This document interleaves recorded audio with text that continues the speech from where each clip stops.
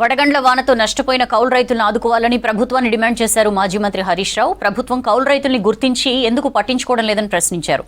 వర్షాకాలం పంటలకు ఉచిత విత్తనాలు ఇవ్వాలని తెలిపారు. గత ప్రభుత్వం మృతి చెందిన అన్నదాతలకు రైతు బీమా ఇచ్చిందని, ఈ ప్రభుత్వం ఇవ్వడం లేదని ఆరోపించారు. సిద్దిపేట జిల్లా నుంగునూరు మండలం రాజగోపాల్పేటలో ఇటీవల కురిసిన అకాల వర్షాలతో దెబ్బతిన్న పంట పొలాలను పరిశీలించారు హరీష్.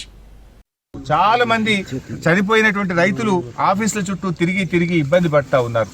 ఈ ప్రీమియం ప్రభుత్వం కట్టలేదా? రైతు బీమా నిలిపివేసిందా? ఎందుకు ఈ పథకాన్ని మీరు పట్టించుకోవడం లేదు? ఇది మా బీఆర్ఎస్ ప్రభుత్వానికి పేరు వస్తుందని మీరు ఆపుతున్నారా? తక్షణమే దీన్ని రివ్యూ చేసి చనిపోయిన రైతులకు రైతు బీమా నిధులు విడుదల చేయాలని చెప్పి కూడా నేను ప్రభుత్వాన్ని డిమాండ్ చేస్తూ ఉన్నాను. ఇంకోటి, కేసీఆర్ గారు ఉండగా అనేక విత్తనాలు సబ్సిడీతో ఇచ్చేవాళ్ళు. మేము గతంలో కందులు కానీ, పెసర్లు కానీ, వరి కానీ, పల్లి కానీ ఇలా అనేక పంటలను విత్తనాలు సబ్సిడీ మీద ఇచ్చేవాళ్ళం. ఇప్పుడు మళ్ళీ వానకాలం వస్తూ ఉంది.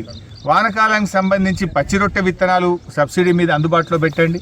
అదేవిధంగా వానకాలం వేసే పంటలకు కూడా సబ్సిడీ మీద విత్తనాలు ఇవ్వాలని చెప్పి నేను ప్రభుత్వాన్ని డిమాండ్ చేస్తున్నా.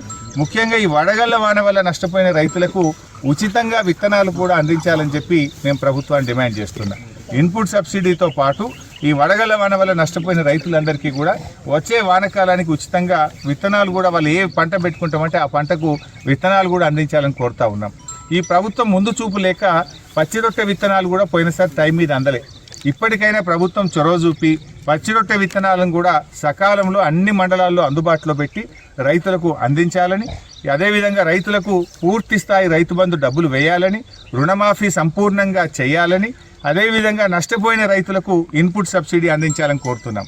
ముఖ్యంగా ఆ రోజు కౌలు రైతులని కాంగ్రెస్ పార్టీ బాగా అల్లరి చేసింది. మరి ఈరోజు కౌలు రైతుల గురించి ఎందుకు స్పందిస్తలేరు? మేము కౌలు రైతులకు రైతు బంధు ఇస్తాం, రైతుకు రైతు బంధు ఇస్తాం, ఇద్దరికి ఇస్తామని మాట్లాడారు. మరి ఇవాళ ఎందుకు మాట్లాడతలేరు కౌలు రైతుల గురించి? ఇవాళ నేను ఈ గ్రామంలో ఇప్పుడు తిరుగుతూ ఉంటే రాజగోపాల్పేటలో చాలామంది మేము కౌలుకు పట్టుకున్నాము, మాకు రైతు బంధు పైసలు రైతుకే పడ్డాయి, ఇప్పుడు పంట నష్టం కూడా మళ్ళీ రైతుకే వేస్తే మా పరిస్థితి ఏంది అని వాళ్ళు కన్నీళ్లు పెట్టుకుంటున్న పరిస్థితి ఉంది. ప్రభుత్వం చొరవ చూపి ఎక్కడైతే కౌలుకు పట్టుకొని పంట నష్టం జరిగిందో అక్కడ కౌలు రైతులకు ఇన్పుట్ సబ్సిడీ డబ్బులు చెల్లించాలని చెప్పి కూడా